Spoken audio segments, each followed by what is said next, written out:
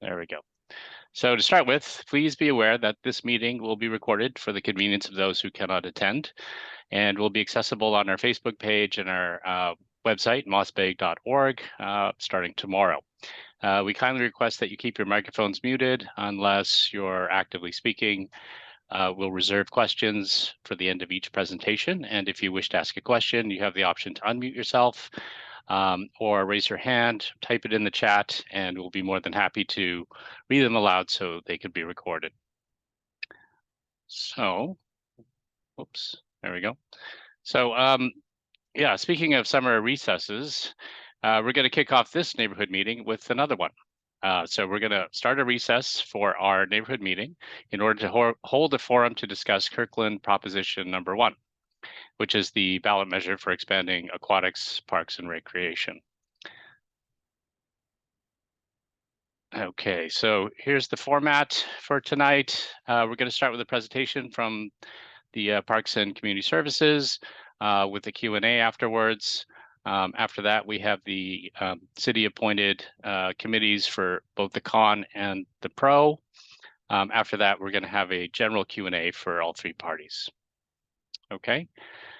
Before we begin, just wanted to provide an opportunity for any city council members or candidates in attendance to say hello. Thank you, Alex. This is Jay Arnold. I'm deputy mayor here in the city of Kirkland. But tonight I'm here as a volunteer logged in on my personal computer, volunteering for the Yes for Kirkland Pools and Parks campaign. Thank you. Okay, thanks. Welcome.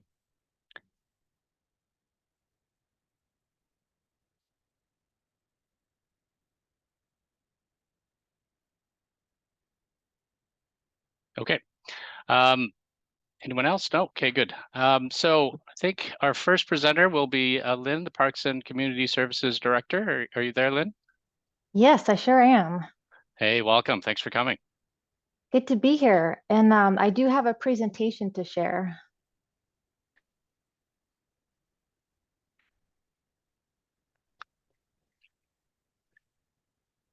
Yeah, go ahead. There we go. Yeah. There we go. Okay, hopefully that looks good for everybody. Looks great. All right. Well, as Alex said, I am Lynn Swagstra. I'm the Director of Parks and Community Services. Thank you for the opportunity for me to be here this evening and provide you with some information about Kirkland Proposition 1 that is on the November 7th, 2023 general election ballot. Before I begin the presentation, I need to let you know that state law prohibits city staff from advocating for or against a ballot measure once it is placed on the ballot. But state law allows and encourages city staff to provide objective information materials and presentations to members of the public about the ballot measure. So for that reason, likely I may not answer questions after the pro and con campaign. So if you have questions for me, it'd probably be better to do it after my presentation. So there's a lot of material to get through here, and I'll zip right on through that, and hopefully we'll have plenty of time for Q&A. So the elements on this slide represent things that Proposition 1 would fund if it is approved by the Kirkland voters. We will be discussing each of these in detail this evening. And those elements, just so you know up front, are an indoor aquatics and recreation center of approximately 86,000 square feet, year-round restrooms, enhanced park safety, new sports courts, increased beach lifeguarding and water safety education programs, operations of the Kirkland Teen Union Building and expanded teen programs, funding for the Green Loop Trail Network, and parks operations, maintenance, and improvements. Some other things that we'll talk about this evening, we're going to talk about the Parks, Recreation, and Open Space Plan, and we'll refer to that as the PROS Plan. We'll also talk about the Parks Funding Exploratory Committee, which we'll refer to as PFEC. And then, of course, what you're really here for is the Ordinance 04857 that places Proposition 1 on the November 7th ballot. All right. So before we dive in, let's just take a quick look at what brought us here today. The community's desire for outdoor recreation, indoor facilities, aquatics, and gathering spaces has been well documented, beginning with the Kirkland's PROS plan in 2001 and its corresponding indoor recreation needs survey. In the intervening 20 plus years since 2001, Kirkland's population has more than doubled, while the amount of indoor recreation and aquatic space has stayed the same. Given the magnitude of recreation wait lists and increased demand on parks, the Parks and Community Services Department sought to actively involve the community during the development of the 2022 PROS plan. The city received enormous feedback, including input from over 4,700 Kirkland community members identifying multiple needs. The pictures you see on the screen are a visual representation of the top articulated needs and interests from the community. The most important need for improvement identified was indoor aquatics and recreation center. The PROS Plan survey showed there is demand for more recreation programs, specifically fitness, wellness, and aquatics. We have high wait lists for programs across all three of our program space categories: recreation, aquatics, and community spaces. These represent unmet needs in the community now with what we are currently able to offer within existing resources and spaces. The primary limiting factor to increasing service levels to the community is the lack of available space. For example, Learn to Swim programs at the city's Peter Kirk Pool are frequently filled and experience long wait lists. It is an outdoor pool that is only open about 3 months out of the year. In response to the overwhelming feedback in the PROS plan and the unmet demand shown in the wait lists, City Council updated their work plan to include conducting a ballot measure exploratory process. A key component to that process was appointing the Parks Funding Exploratory Committee. So in August 2022, City Council established PFEC to guide the community input and make recommendations about what should be on the ballot and whether to go to the ballot in 2023. PFEC was comprised of 45 community members and chaired by Councilmember Kelly Curtis. Half of PFEC members included representatives from groups like the neighborhood associations, and half were recruited through an open application process. PFEC met 15 times from September 2022 through June 2023 and evaluated the current state of parks and recreation facilities, programs, and services. In particular, they examined the maintenance, operational, and capital construction needs of Kirkland's parks and open space system. Ultimately, the committee recommended that investments were needed. A list of potential improvements was provided based upon the results of the 2022 PROS plan, and PFEC had 4 opportunities to rank order those elements. 6 elements consistently rated in the top 6. The PFEC recommendation was the foundation for the final package of investments that City Council decided to place on the ballot. PFEC overwhelmingly recommended a base package be considered by City Council for investments. An aquatics and recreation center was the highest priority.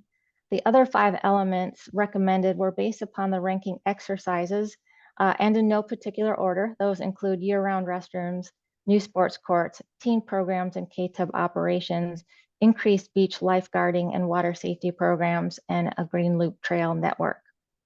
PFEC carefully considered the total cost of the ballot measure and engaged in discussion about the pros and cons of pursuing a ballot measure at this time.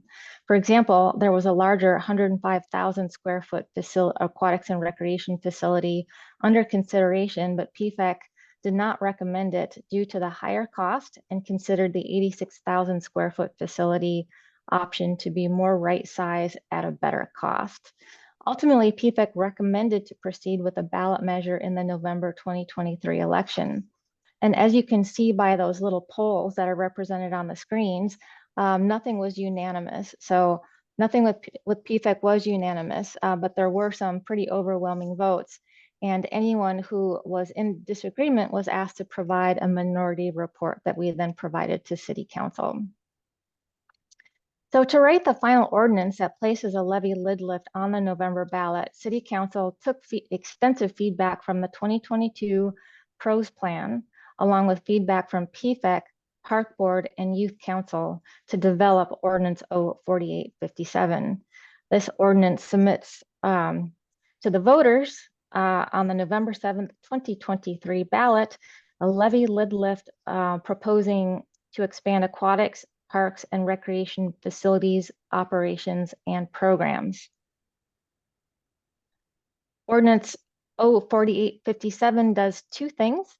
It commits the city to build the indoor aquatic and recreation center and submits to voters a park levy ballot measure to fund 7 named elements that we will discuss next.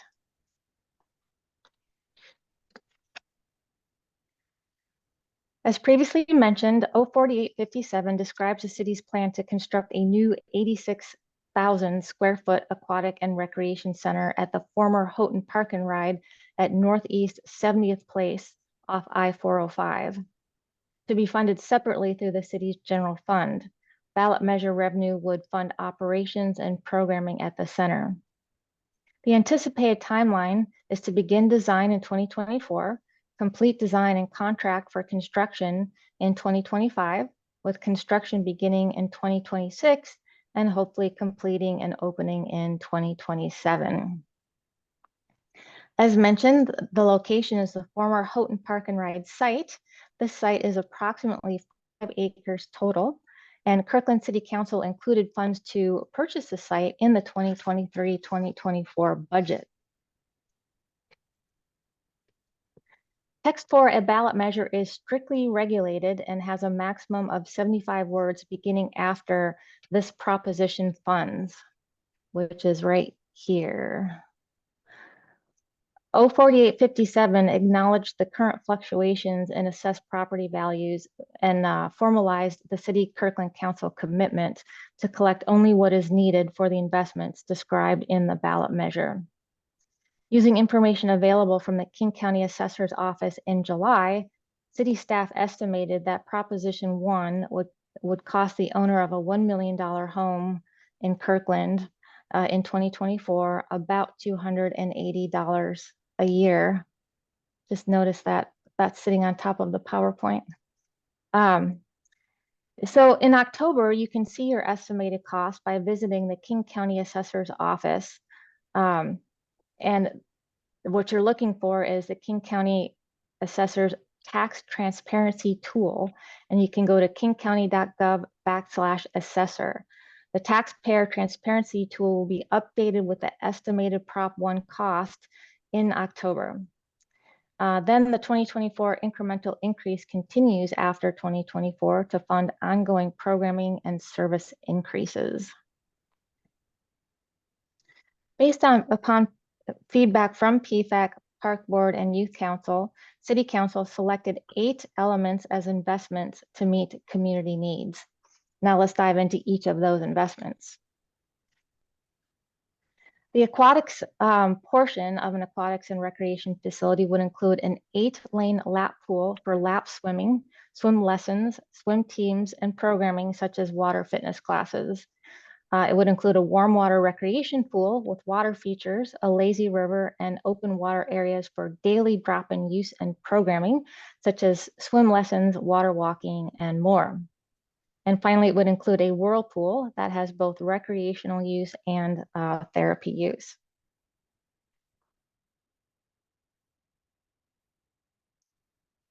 Okay.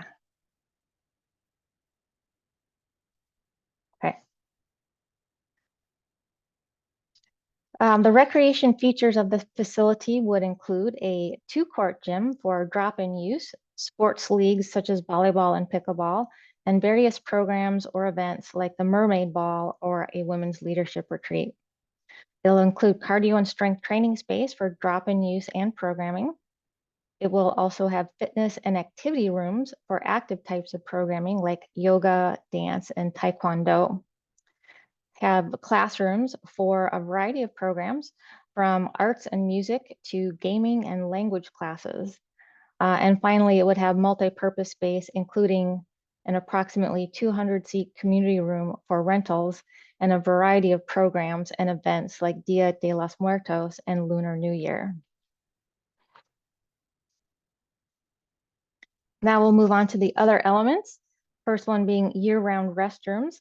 This investment would winterize 6 restrooms and add 3 new restrooms for a total of 9 additional year-round restrooms throughout the Kirkland Park system.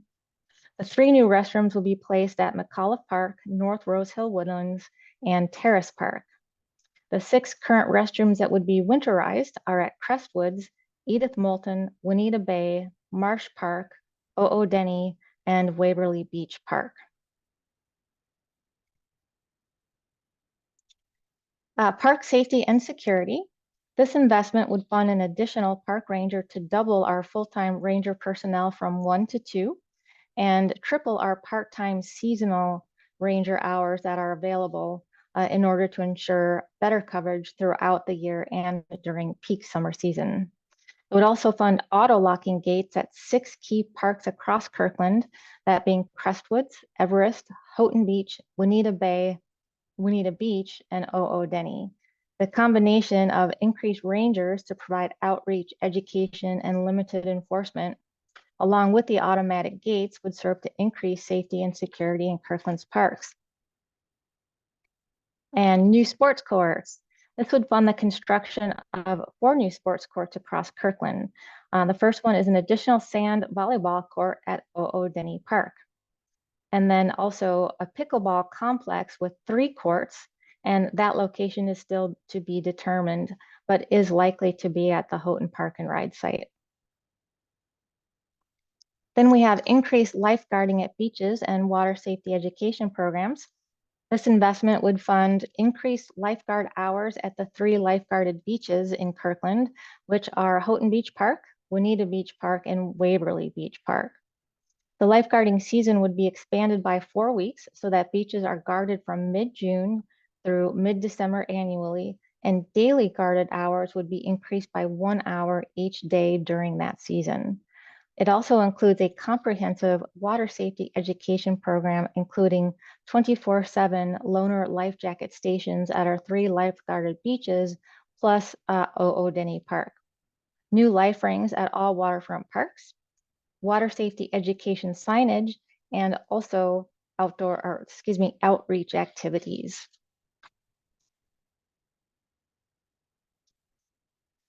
Teen programs and KTUB operations.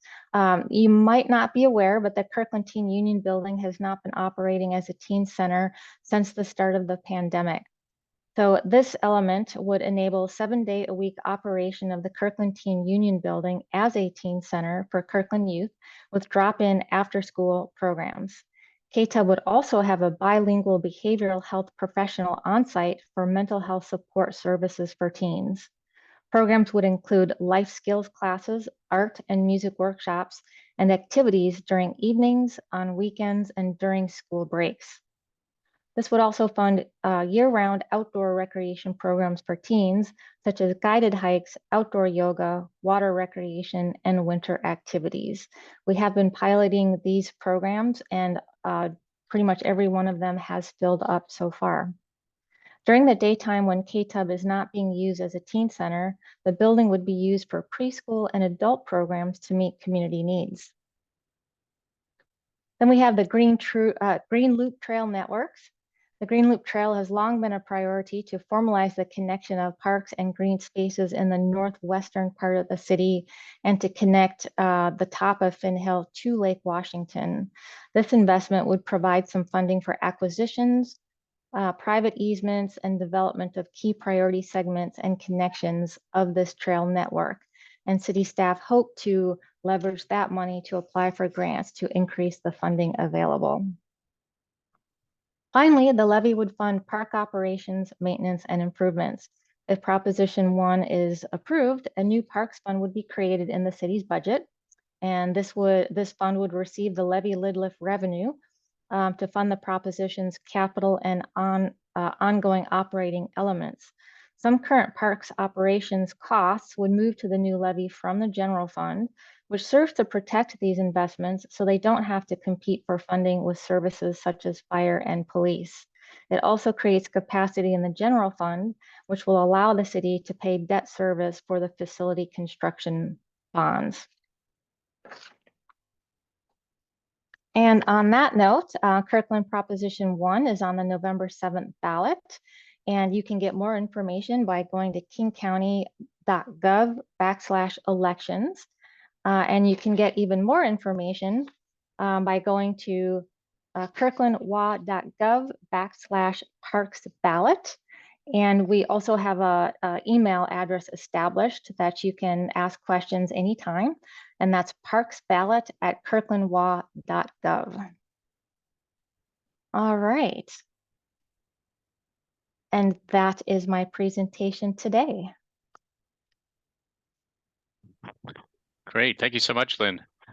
Okay, I think we're opening up to questions for Lynn here. So once again, you can just unmute or type it into the chat. Sorry, Lynn, I had a question. Maybe I'll kick it off. Yeah. But when you were showing the financials and the implications to homeowners there, I thought I heard you say something about increases. I didn't catch the rest of that. Are there anticipated to be increases, or is it a flat rate every year? It's a single levy lid lift, so it gets lifted once, but then that is the basis upon which future tax levies are calculated. So as you probably know, there is a revenue cap of 1% for levy revenue. So the maximum that levy could increase is 1% per year.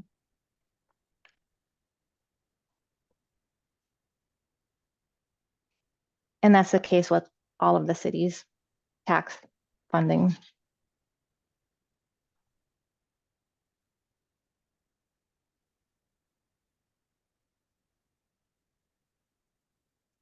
Well, I must have done a pretty good job providing the information. I have a question. Okay, great. Was there consideration, this is a pretty huge package and very ambitious, of breaking it into parts? Yes, that absolutely was discussed by PFEC. There were a lot of different options discussed, including not going to the ballot at this time, given the fluctuations in property values. And ultimately, it was determined by PFEC and recommended to council to just do one ballot, because going for consecutive ballots can sometimes be a little overwhelming for folks, and can also mean that you don't get the investments that the city community members are really looking at as the highest priorities. Mm-hmm. I have a question. Mm-hmm. Go ahead, Jean. My question is, I'm generally speaking, my comment is thank you. I'm delighted that we're working on this. How does Kirkland compare with other cities around here now? And how will this levy help or change that, how we compare with others? Let me see if I can pull that information up. So are you talking about total levy rate? No, the investment in the recreation and the facilities and the staffing and all that. And again, if you don't have that data in front of you, it's fine. But I'm just kind of curious, how is our city compared with others? Yeah, that's a really good question. I don't actually have that information. Typically, Parks and Recreation is funded out of the general fund, but often also partially funded via levies. And so what we could do is compare the different levies and provide you with that information. Okay, thank you. Oh, I think, Lynn, Jean, did you mean how we compare in terms of the actual facilities, like aquatic facilities and services? Yeah, I think one of the things that I heard was our population has increased enormously, but our services haven't, right? So there's some sort of data about level of services relative to the size of the community. Yes, we can actually get you that. That's actually an easier comparison to provide you. Okay, great. Thank you. Yeah, we'll send that to you. Yeah. Go on. All right. Okay, a couple of raised hands. Maybe start with Margaret. Okay. Yeah, hi. I did the survey where one of the questions was if the park and ride lot could be made into just an aquatic center or aquatic and other athletic programs. I thought just the aquatic choice was a really good one because it would have such a big draw for people around Kirkland, not just Kirkland. And so most of those people will be driving a car. So you're going to need an awful lot of parking and handicap parking. So it just seems to put too many things, including pickleball, on that same site. You may not be providing adequate parking. I go to the Y in Bothell, and we need a lot of parking there. Sometimes it's full before the pandemic anyway, with swim lessons, etc. Those kids are not taking the bus. The swim teams are not taking the bus. The old ladies are not taking the bus. Why not? So a lot of them have walkers. A lot of my friends have walkers. They can't even get parking there that's close enough for them to get in the door. So those are my concerns about putting too much on that one site. Yeah, thank you for raising that. There was a traffic study completed as part of the feasibility study, and that determined, along with kind of typical formulas for other recreation centers, how many parking spaces would be necessary. Having said that, if the proposition passes and the facility goes into actual design, there would be a more in-depth parking study that would give kind of final numbers of needed parking for that. The initial modeling does show enough space for that. Steve? Sorry, I was still on mute. On the aquatic center, I assume, do you pay a fee to be part of it? You know, it's like a first class athletic club, which some of us currently belong to. I'm looking for offsets to my own expenses. So is this a free service to anybody in Kirkland? Is it, you know, what's the membership model, you know, and what's considered to have, if you don't charge fees, to do a fee approach as opposed to raising lots of money? Yes, excellent question. There were fees modeled with the feasibility study. Now, across the country, it's super common for there to be fees on top of the taxes that paid for the construction of the facility. Reason being is the operations of these facilities are very expensive.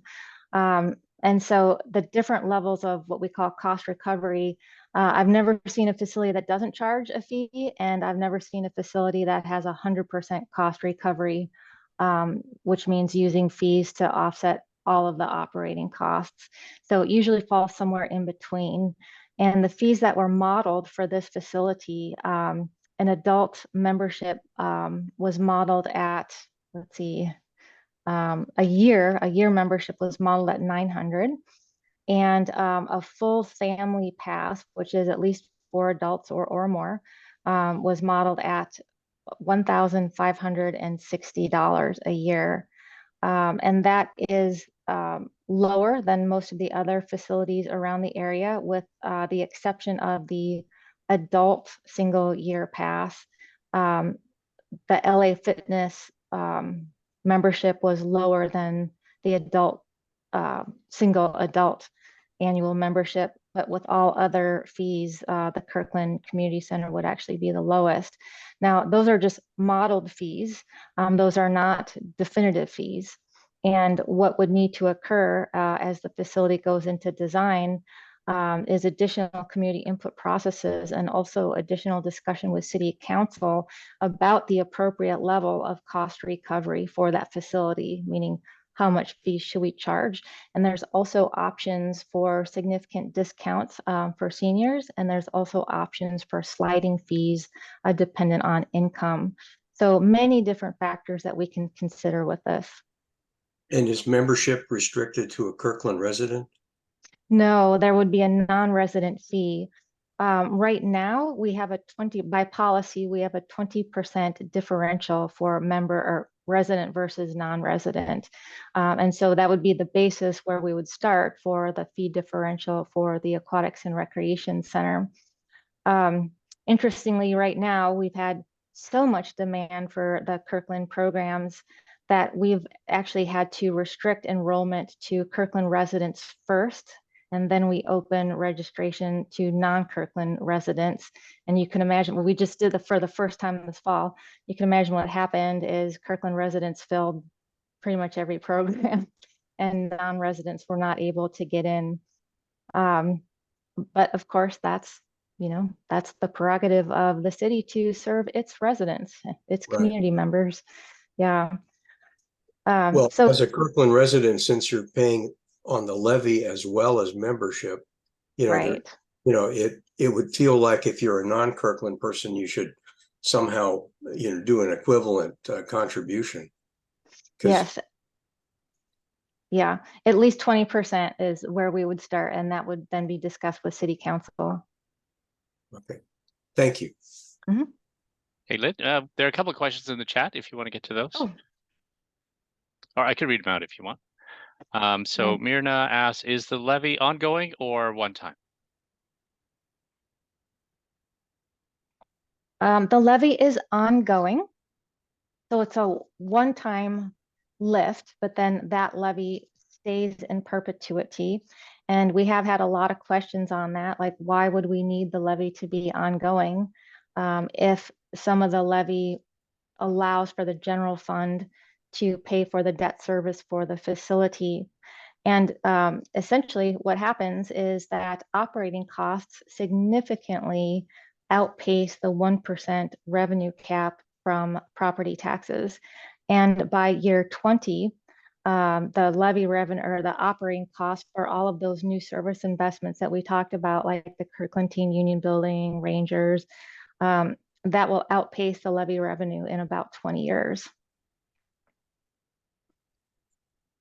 And is there an allocation within the levy for sort of refreshing the facilities? Updating the Aquatics and Recreation Center is kind of how I'm taking that. If I'm wrong, definitely let me know. The modeling, the cost modeling for the Aquatics and Recreation Center included contributing money into what we might call a sinking fund or a major maintenance and replacement fund, so that the very expensive equipment in the facility can be refreshed, but also that would allow addressing major maintenance and potentially renovation or replacement of components of the facility. It would not allow for facility replacement itself. Okay. But the life on the facility should be about 50 years. Okay. Great. So with that, let's hold the questions for now. We'll move to the next portion of the forum. This will be the city appointed con committee for the Proposition 1. Ken, are you there or will you be presenting? Vince? Yes, I'm here and I will be presenting and I'd like to share my screen. Okay. Please do so. I'm working on it. Fascinating. Okay. Hang on. I lost my full screen display.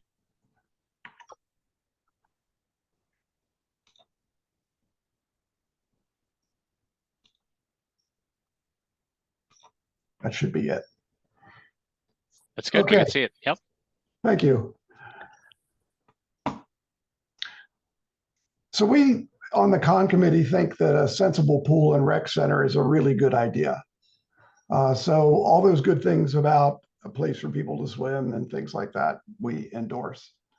What we are taking issue with is the forever tax and the general implementation plan. So we're advocating that we should reject this proposition and try again.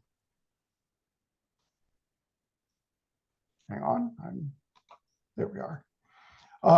So what's a sensible pool and rec center? And it looks a lot like a lot of the pictures you saw. A couple of indoor pools, some kid areas, some group exercise rooms, an exercise area, 3 gym courts, 2 community rooms. I mean, this sounds like sort of good stuff. And amazingly enough, Sammamish built one of these in 2016. They built it at no cost to taxpayers, and they operate it and maintain it at no cost to taxpayers. It's 69,000 square feet, and in 2016, it cost them only $33 million to build. So we take this as our model. Like, we need an aquatic center that makes sense, and we think that this kind of approach really makes sense. Notice that the Kirkland proposal is for only 2 gym courts. Sammamish has 3. So what happened here? Well, the proposal got overloaded. There's a lot of extra space in this proposal for maker spaces, the 200-person meeting room, and the thought is there'll be a lot of rental revenue from that, and we don't believe that that's possible to recover the costs associated with building it and maintaining it. And there's a ton of classrooms and meeting rooms in there. So the net of it is that these added goodies have sunk the ship. It's now below water. So the result is the Kirkland proposal, instead of being able to be built without any taxpayer money, requires taxpayers to pay for it. And it requires an operations and maintenance subsidy supported by taxpayers. And it's 25% bigger than sensible. And it costs a whole lot more, $108 million. So the proposal just got out of control. And then there was a bunch of add-ons, balloons attached to this thing to try to pull it up out of its sinking condition, which are really pretty small. I mean, 1 new park ranger, 3 new sports courts. These are tiny, tiny things, but they're on the list to attract people's attention and distract them from the overloaded proposal that we're dealing with. And there are usage fees on top of the taxes. And we heard mentioned that it's $1,560 modeled. That's projected, hoped for. It's really not understood whether they're going to be able to hold the line on that. And in addition, you have to pay for lessons and classes and events, and you're going to have to pay for summer camps and other park fees. So all this normal stuff that you expect, you're still going to have to pay for. And the modeling says there's more than a $2 million yearly estimated shortfall that has to be paid for by taxpayers. The rec center at Sammamish runs at no cost to taxpayers. It's completely self-sustaining. They hired a partner, the YMCA, who operates it and maintains it. They charge $1,848 for a family membership, and they have scholarships, versus the $1,560 that's estimated for Kirkland. And a lot of Kirkland families are happy using the Bellevue Y, or we just heard the Balfour Y. They own the building. Sammamish, the city of Sammamish owns it. They built it using reserve funds that they'd saved up over the years. They built it on city property, and they got the YMCA to pay about 1/6 of the build cost. Their service area is about the same as Kirkland. It's all of Sammamish and some surrounding areas, including a good chunk of Issaquah. So with the ongoing tax, which you start at is $280, and then it increases at 1% per year forever, plus there's new revenue associated with new construction. So when your neighbor across the street tears down their house and rebuilds it, it adds to this fund. And what we're advocating instead is, if the city's going to build this thing with taxpayer money, it should do it with a bond, because the bond cost decreases as new constructions adds more dollars to the tax roll. And also, we all know from our mortgage and our car payments that they get easier to bear as inflation takes over. And then on top of that, when the bond is paid off, the tax vanishes, as opposed to the city's proposal, which is this forever tax that never ends.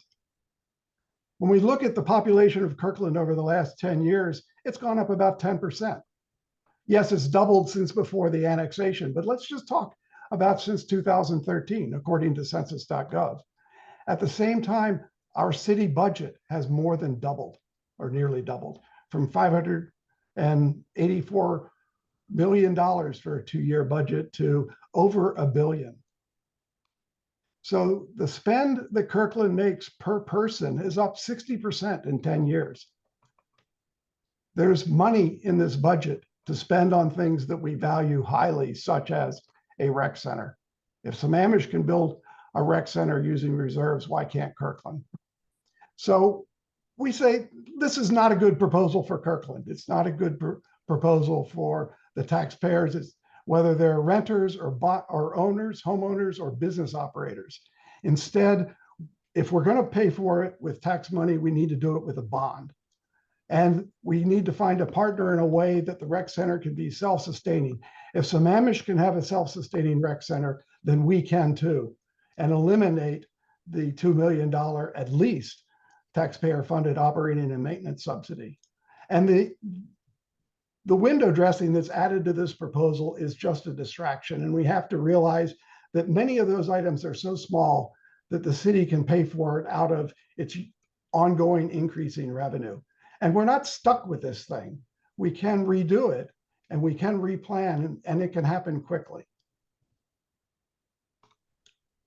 That's all I've got. Questions? Oh, sorry, Ken, we're going to save the questions till after both committee presentations. Okay. Thank you. Okay, thanks. Okay, next up, I think, Susan, will you be the one presenting? Hi there. Yes, I will be tonight. Okay. All right, I'm going to share my screen. Thanks for having me. And I appreciate the balanced discussion.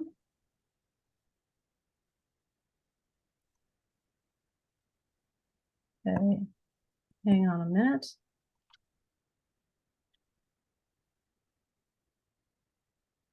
Okay, how is that? It's good. Okay. All right. Well, as Alex said, I'm one of the members of two others from the Pro Committee. We both, Scott Morris and Jory Hamilton and myself, served on the PFAC and are representing the Pro side. Scott's actually presenting at another neighborhood association meeting tonight with Juanita. So we're here tonight to kind of share with you our view on why this is the right time, the right scope, the right mechanism for us to support as a community, something that we've long needed, and long known that we've needed to address. So I'm going to dive in. Lynn did a fantastic job covering what the measure is, what's in the package. And I'll just emphasize that this is the right time.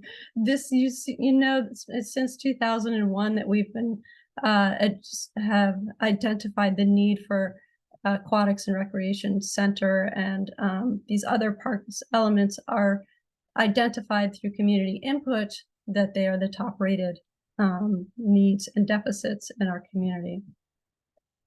So what are the benefits, right? I think there is probably good agreement on the benefits, but just what we don't have today and what Kirkland needs, and I'd say regionally we need, are more places where we come together as a community, where we have healthy alternatives for the broadest set, right, for the full range. And I heard somebody express, you know, there's different needs, different abilities, different access needs.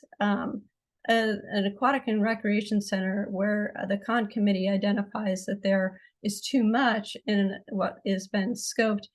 There was quite a bit of analysis. There was a feasibility study done on what these components were and what Kirkland could support.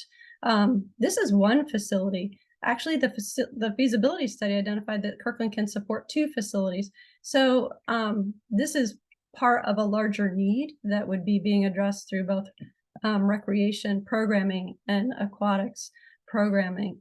And it really does, when you serve a broader range of programming, something that there's not a comparable private option for our community today to actually have access to this range of programming. So it's not an apples to apples comparison when you compare private to a public facility that you're making accessible.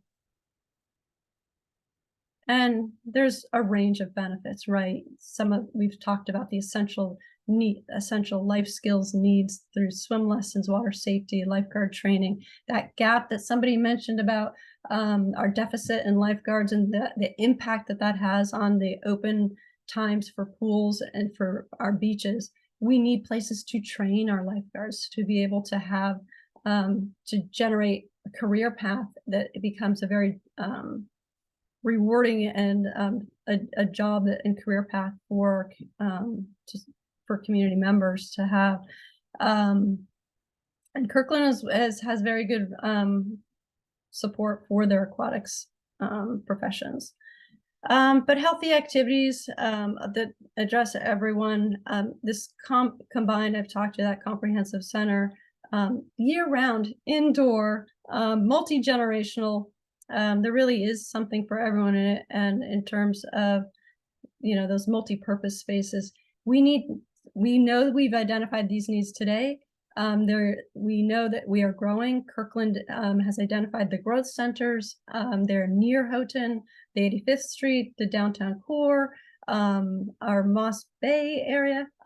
There's going to be continued density that is development around the Houghton. There's also infrastructure that's being envisioned that will support pathways to this aquatic and recreation center. Affordable and accessible. I'll talk more about that and address some of the concerns that the Con Committee has. So let me move forward here. I think on this, the scope of this and the concern of, is this right-sized? For the site, this is right-sized. The analysis has been done in terms of being able to have the flow of people to and from, and the city has done a really good job at, when we participated in the Parks Funding Exploratory Committee, of the amount of what each of these elements, the number of people that it serves, that service level of a fitness room, of a multipurpose gym, of a community space. So there's I don't know percentage-wise of how much that we increase programmatically with what Kirkland offers today, but that is something I probably should know. I will talk about this stretch of gap that we have. Yes, Kirkland's Peter Kirk Pool was built in '69, and as Lynn mentioned, only open 3 months of year, which forces a bottleneck. Today, actually, this year was the first time that Kirkland implemented a resident preference for signing up for programming. So for their summer season, they prioritize Kirkland residents to sign up first and non-residents to sign up after. And if you can only imagine, everything filled, and non-residents this year didn't get into a lot of programming in Kirkland. So that question earlier, and really addressing if Kirkland residents are investing in these amenities, they have priority usage and compared to non-residents. So that's very important as this is being modeled. Let's see. I think I will just touch upon that it is tremendously important that we have more spaces to teach swim lessons. It's essential life skills. We are surrounded by water. The highest King County's drowning rate, the highest rate is in our open waters. And it's usually without life jackets on. But we need, as our community is growing more diverse, we have families that don't have generational fears around water, have lack of skills. And so that goes from youth to adults. So really providing a way and increasing pathways to enable access to aquatics programming is essential. So that value proposition, why this is the right time, why this is the right scope and scale. It is solving this long underinvestment in our level of service for aquatics and recreation. And in terms of, there is room for partnerships. Once this, would enter into design phase, there is lots of room for partnerships to explore for how this facility is programmed, and how it is even funded in some of the elements. So, and you've heard from Lynn the substantial community input and professional analysis. The levy versus a bond, I want to be really clear that this is financially responsible proposition. The PFAC and additionally, the city's analysis in putting this together, when you look at a levy, it requires 50% plus 1 to pass. If you put just a bond package on a ballot, it's a super majority. We had options that we looked at of combining a levy and a bond, where the levy is that maintenance and operations, and where the bond is the capital. And then, when you put that in front of voters, you have a very risky scenario where one may pass at that lower threshold and the other may not. And we have communities where that has happened, which is Shoreline has had that happen, and Sideview Parks has had that happen. We want to put something in front of voters that we can actually pass and actually fund in a responsible way. I think I meant to talk about that on this slide. And I think Lynn covered most of everything here. So I also learned today that not only does Kirkland have really great scholarship programs for creating, access to those that can't afford some of the membership rates, there's also consideration of a universal, it's a universal discount, I should say. And that is something that's Kirkland's progressive in considering, but a family or an individual could potentially qualify for that kind of a universal discount, and that would go across all of the full, not just programming for services like this would fund, but also through just utilities or other, it'd be across their the fees they pay to be a resident in Kirkland. Yeah. And so I think I should close here with why now, right? Addressing our gaps. The time is now. Costs only increase when you wait, and we have been waiting. We've been waiting since 2001 when the first need was identified. We've been waiting since 2015 when the funding structure did not pass. We really can't afford to wait any longer. We do have communities that have a need for these services, and when the time is now, when there is financial concerns in some households, it's even more important to have affordable access to programs for the community to restore and sustain mental health and have healthy options for our community for all ages. All right, that is me for here. I'll stop now. Okay, great. Thank you both so much for those presentations. Very informative. I think we could take questions. There's one in the chat from, I think, back in Lynn's presentation. Maybe if Lynn is still there, we can address that first.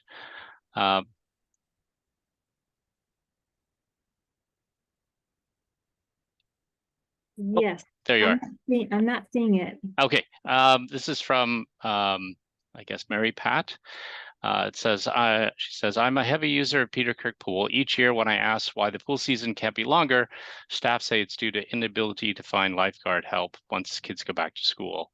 So how will a year-round pool be able to be staffed? Yeah, that's an excellent question. That is absolutely true. We staff the Peter Kirk Pool with high school students and college students, and they have very limited availability. And we actually struggle at the end of the season to keep everything open. A year-round pool actually is easier to staff for a couple of reasons. One, we would hire full-time lifeguards. So that is a full-time benefited position year-round. We would also then have a variety of other types of positions like the part-time lifeguards and the seasonal lifeguards that we have now.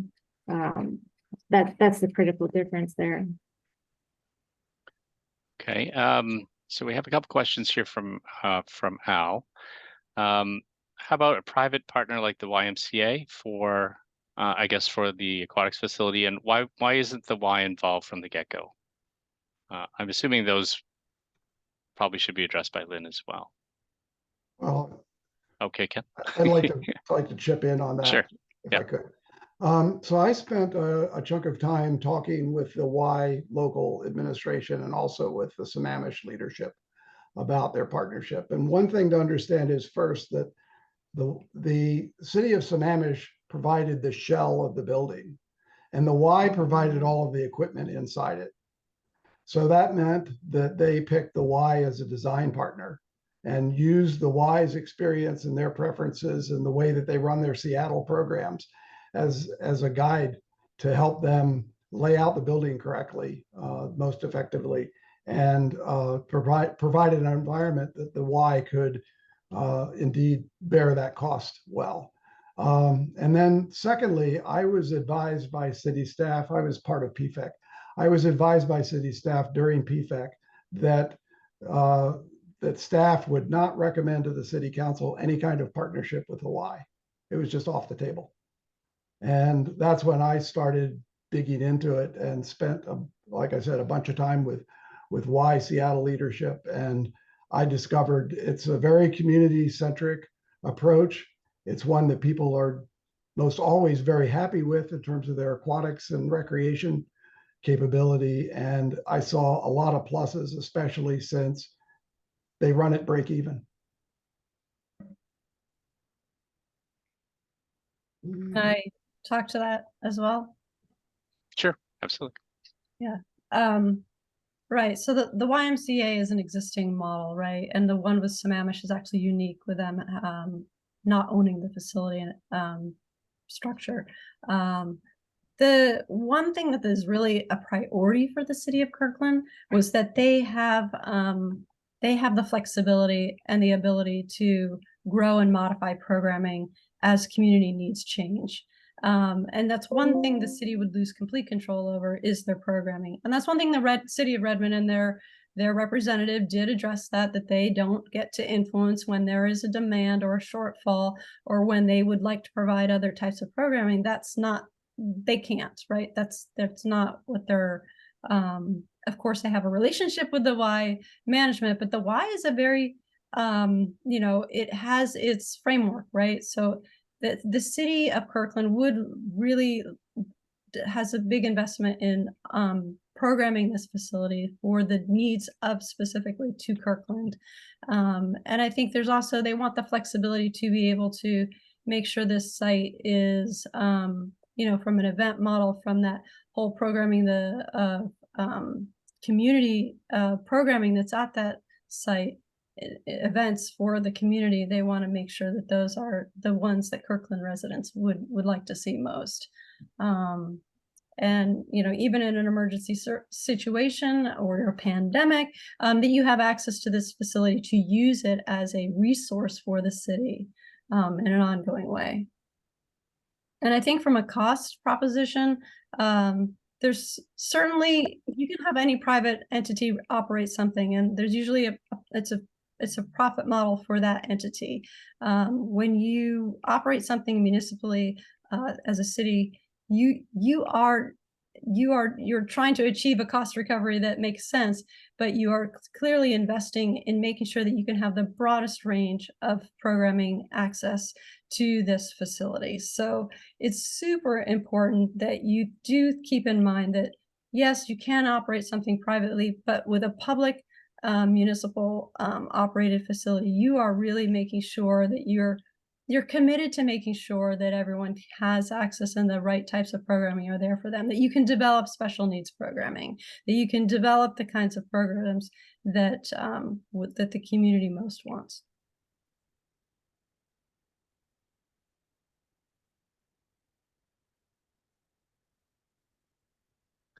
Okay, I think we're getting close to the end of our program time for the forum, unless there are any final questions.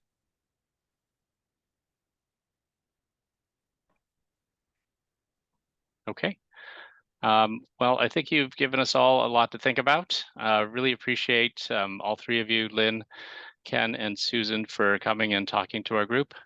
I will put any links that were mentioned in the presentation, but feel free to send me other ones that I can post with the notes once the meeting goes online as well. All right. Thank you very much for everybody being here and engaging in this conversation. I really appreciate it. Agreed. Thank you so much. Really appreciate that you came out, and I hope you can help share the information you learned tonight with those of your other neighbors that weren't able to attend. So thank you very much. And we're here to reach out anytime with additional questions. Perfect. Thank you.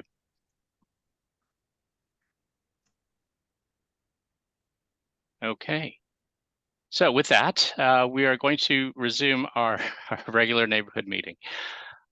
So first up, we have the latest developments in our real estate landscape. So Brenda Nunes will take us through what's been happening through the summer here.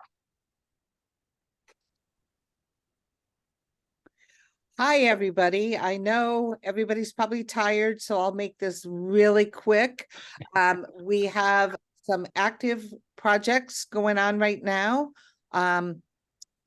We have 21 active listings right now, and the range is about $500,000 to over 5 million, with the median of about 1.6 million. Those over 5 million are typically waterfront. The average price per square foot of listed active properties is just over $1 million. Days on market is going up. Our average is 80 days, and we have one listing that's been on the market for 385 days. So I don't know if I can go to next or if. So pending and contingent for the month, and pending typically is about a month long. We have 9 properties pending right now. They range from about 600,000 to 3 million. The median asking price, we won't know the actual sold price, but the asking price is median at 950,000. Price per square foot is lower than what you saw in the active. It's about $876 per square foot. Days on market 1 to 50, average of 15. So you notice the days on market are less. These are probably properties that were either priced aggressively or they were special properties. Sold properties in the last 3 months, 40, and they range from 500,000 to about 6 million, with the median 1.6 million and about $900 per square foot. Days on market average 27, but went up to 148. So I don't know if anybody made the same mistake I did, but I was going to Park Place a couple weeks ago, and I thought I was in the wrong place because the barrier's gone. The urban mixed use is now complete, and the road cuts through. They do have zoning approved for additional building, but there's no activity at this time. The big apartment building that is on Lake Street is now complete. There's a mix of 1, 2, and 3 bedrooms. We have been told about a half of them are rented, and the rental ranges from about $2,500 a month to almost 11,000. And the 11,000 are penthouses with great views, probably about 1,400 square feet.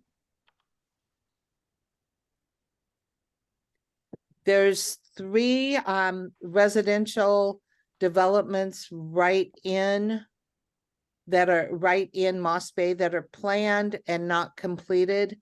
Legacy Townhomes, 595 Kirkland Way, about 10 units. They've broken ground, but really there's nothing to see yet. Magnolia at MossBay, 520 2nd Avenue. There's 13 homes. That's the picture on the left. And then the project that I probably get asked about more than anything is the development that's directly behind Portsmouth. 22 townhomes, and they've broken ground. And this is a picture that was just taken in the last couple days. There's quite a few small projects on single family lots. The city of Kirkland is allowing more than 1 unit per single family lot, and they've kind of led the way. The state this year passed some missing middle legislation, and I think Kirkland was a model that they used quite a bit. So we can go to the next screen. Other projects that may be on the horizon, the US Bank building. And what was interesting, this project was listed without an asking price. They kind of said, tell us what you'll pay for it. And apparently somebody's willing to pay what they thought it was worth because it is tied up. It's no longer an active listing, but it has not sold. On this particular site, you can go up 4 stories. So that's, I think the address is about 177 Central Way. MossBay Car Wash on Central Way up at 400-ish has been permitted but not started. Marina Park Dock is in the permit stage. There's 2 other Central projects, Lilac Cafe redevelopment on Central, and there's a pretty big project in the very early stages of discussion on 200 to 222 Central Way, 20 residences plus office and retail. So market observations. Kirkland MossBay neighborhood is still very, very desirable.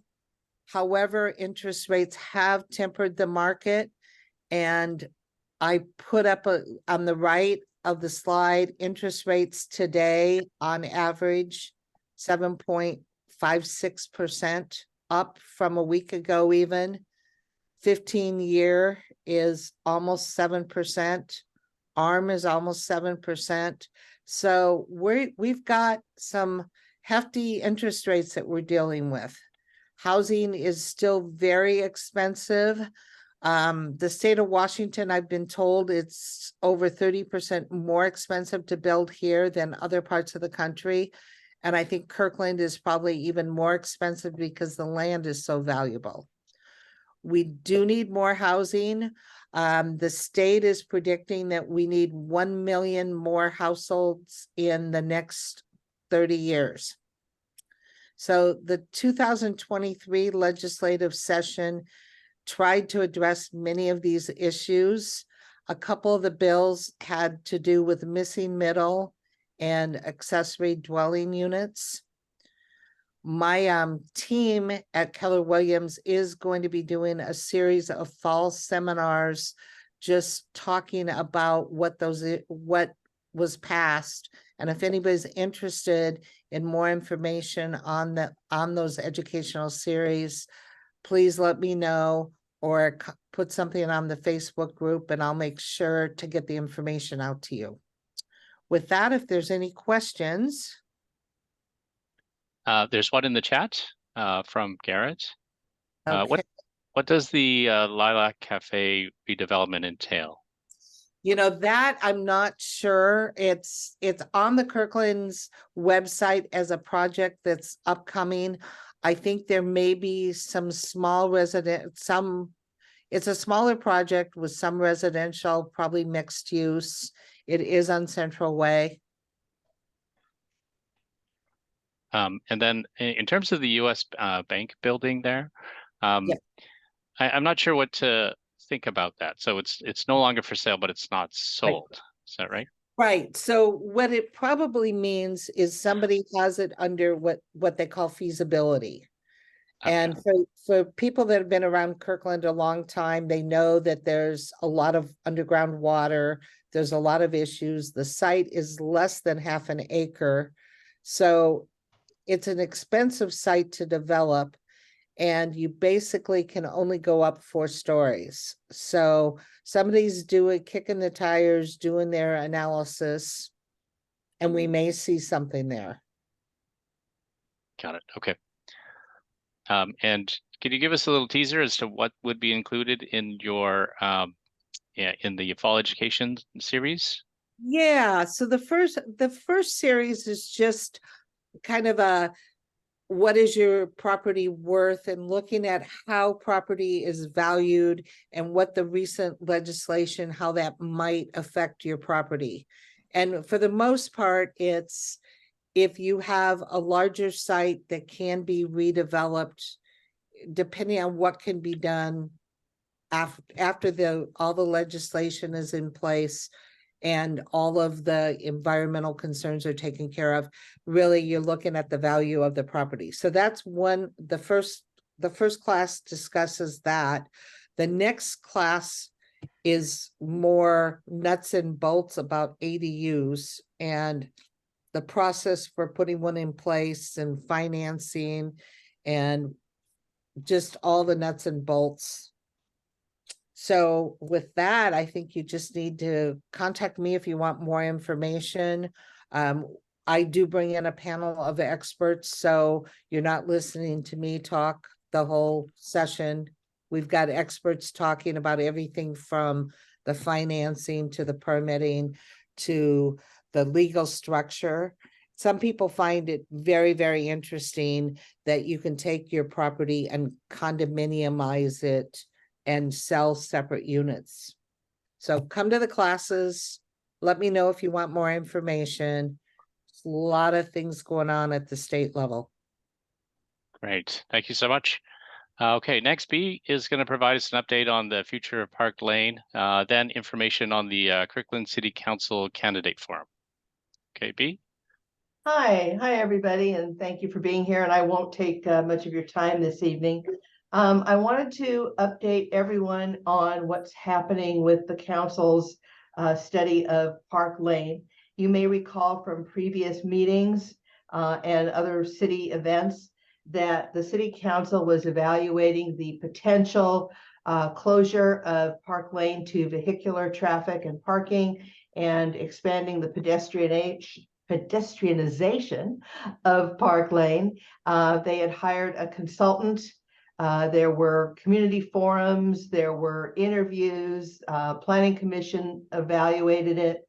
And at last Tuesday's city council meeting at the study session, the report was presented by the consultants and the council decided unanimously by motion that Park Lane will retain its current status.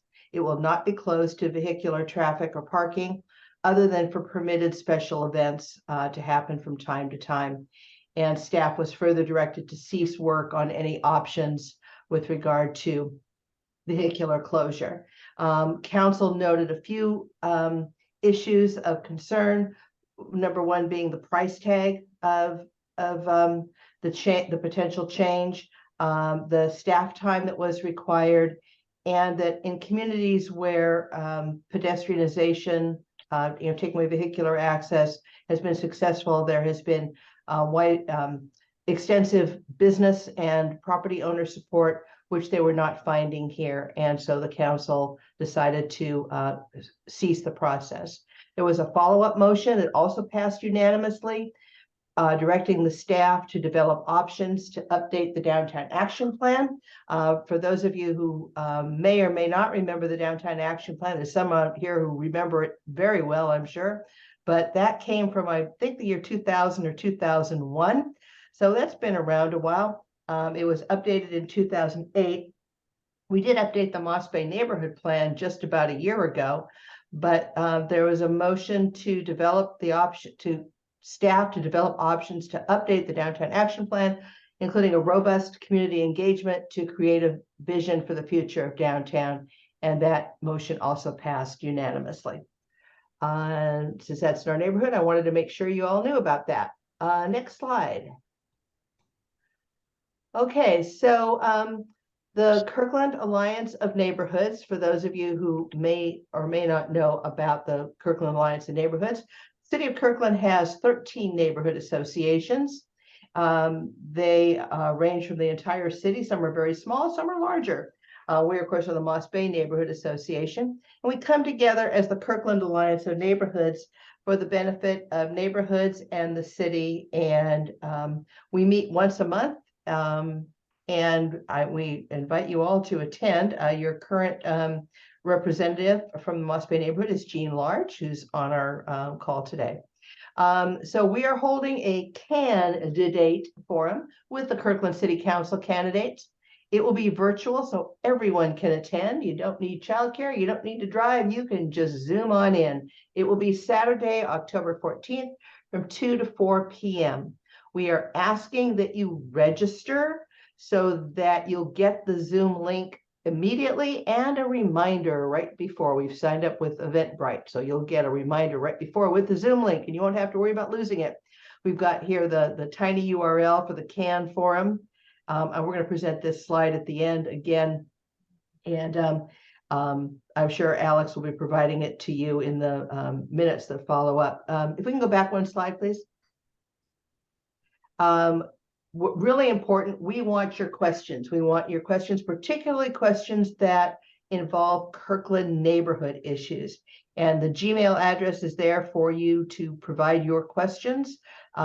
Please provide those by Saturday, September 30, so that we have time to go through and get all the questions well organized for the candidates. Okay, next slide.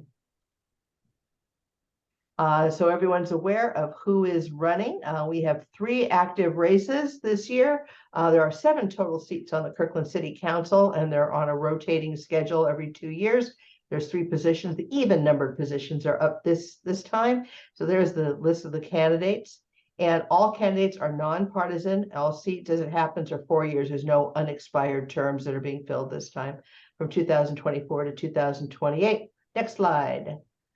And did you have another one? Sorry. Okay, I was just going to go back to the reminders, people who didn't get a chance to get the, in case there's your last shot at getting the names of the links to the registration and the address to send questions. And that's the end of my report. Thank you, Alex. Great. Thanks so much, Bea. Looking forward to that forum. So last on the agenda, I'm sort of skipping through really quickly, but please stop me if you have any questions along the way. We invite all residents to join the board, and this is basically the process and the dates for the upcoming election.